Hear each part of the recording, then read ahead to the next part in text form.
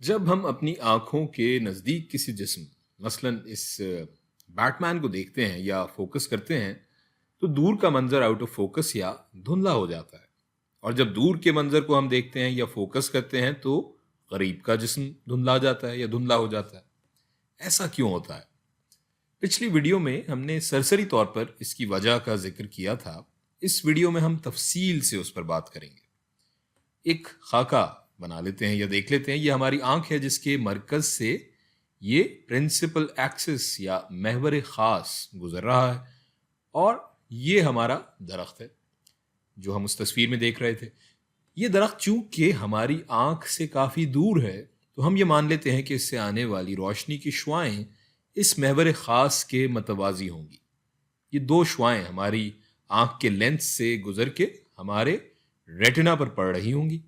یہ principal Axis سے گزرنے والی شعاع تو سیدھی نکل جائے گی اور یہاں پڑے گی ہمارے ریٹنا پر، جبکہ یہ شعاع ہمارے کانویکس لینس سے ریفریکٹ ہو کر یا انعطاف کرتی ہوئی نیچے کی جانب مڑ جائے گی۔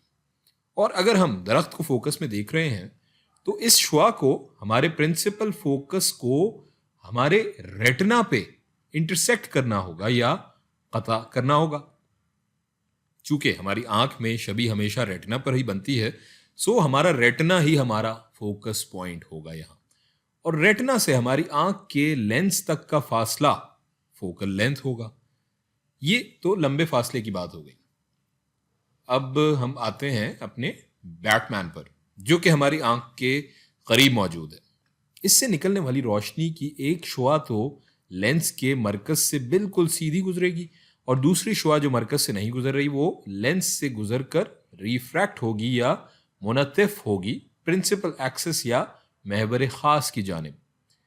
لیکن اب کی بار مسئلہ یہ ہے کہ بیٹ مین سے آنے والی دونوں شعاعیں ہمارے ریٹنا پر نہیں مل رہی، جبکہ درخت سے آنے والی شعاعیں ہمارے ریٹنا پر فوکس ہو رہی ہیں۔ یہی وجہ ہے کہ جب درخت ہماری آنکھ کے فوکس میں ہے تو ہمارا بیٹ مین دھندلایا ہوا ہے یا آؤٹ آف فوکس ہے۔ سو اب ہمارا ریٹنا تو آنکھ میں ایک جگہ فکس ہے، یہاں وہ اپنی جگہ سے ہل نہیں سکتا۔ سو بیٹ مین یا قریب کی کوئی شے فوکس میں دیکھنے کی دوسری صورت یہ ہے کہ قریب سے آنے والی یہ روشنی کی شعاع مزید بینڈ ہو یا مزید مڑ جائے پرنسپل ایکسس کی طرف، تاکہ یہ اس دوسری شعاع کو انٹرسیکٹ کر سکے اور ریٹنا پہ اس جسم کا فوکس پوائنٹ ہو۔ دوسرے الفاظ میں ہمیں اپنے لینس کی طاقت یا لینس کی پاور بڑھانی ہوگی، جو کہ زیادہ ریفریکشن یا انعطاف کر سکے روشنی کی اس شعاع کو، اور لینس کی پاور کا دار و مدار ہوتا ہے اس کی کرویچر یا اس کی گولائی پہ۔ جتنی گولائی زیادہ ہوگی اتنی زیادہ روشنی کی شعاع کو یہ لینس بینڈ کر سکتا ہے یا موڑ سکتا ہے، اور یہ کام سر انجام دینے کے لیے فطرت نے آنکھ میں یہ سیلیری مسلز نامی عضو رکھا ہے، جو ایسی صورتحال میں ہماری آنکھ کے لینس کو دبا کر اس کی گولائی کو بڑھا دیتا ہے، تاکہ یہ لینس روشنی کی شعاع کو مطلوبہ طور پر موڑ سکے یا ریفریکٹ کر سکے۔ اور جب ایسا ہوگا تو بیٹ مین سے آنے والی یہ دوسری شعاع یہاں کہیں ہمارے ریٹنا پہ ملے گی اور ہمیں ایک شارپ، صاف، شفاف شبیہ نظر آئے گی۔ اب درخت کے کیس میں یا دور کے منظر کے کیس میں ہماری فوکل لینتھ یہ ہوگی، کیونکہ دونوں شعاعیں اس نقطے پہ ہمارے پرنسپل ایکسس کو انٹرسیکٹ کر رہی ہیں یا قطع کر رہی ہیں۔ لیکن بیٹ مین کے کیس میں یا قریب کے اجسام کے کیس میں ہماری فوکل لینتھ اس نقطے پر ہوگی جہاں بیٹ مین سے آنے والی دونوں شعاعیں ہمارے محور خاص کو قطع کر رہی ہیں۔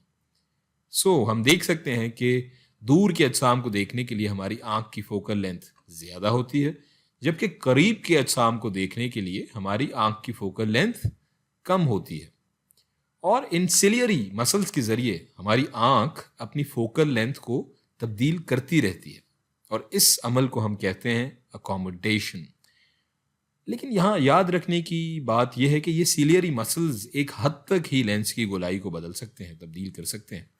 ایک مخصوص حد کے بعد یہ پٹھے مزید دباؤ نہیں ڈال سکتے اور لینس کی گولائی کو مزید نہیں بڑھا سکتے، اور اس حد کو ہم کہتے ہیں نیئر پوائنٹ۔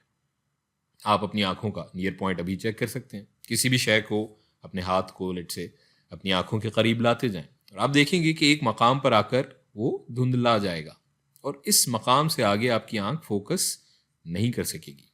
یہی آپ کی آنکھ کا نیئر پوائنٹ ہوگا. ایک اوسط انسانی آنکھ کا نیئر پوائنٹ ہوتا ہے 25 سینٹی میٹرز یا تقریباً 10 انچ. یعنی اس سے قریب کے جسم کو ایک اوسط انسانی آنکھ فوکس میں نہیں دیکھ سکتی.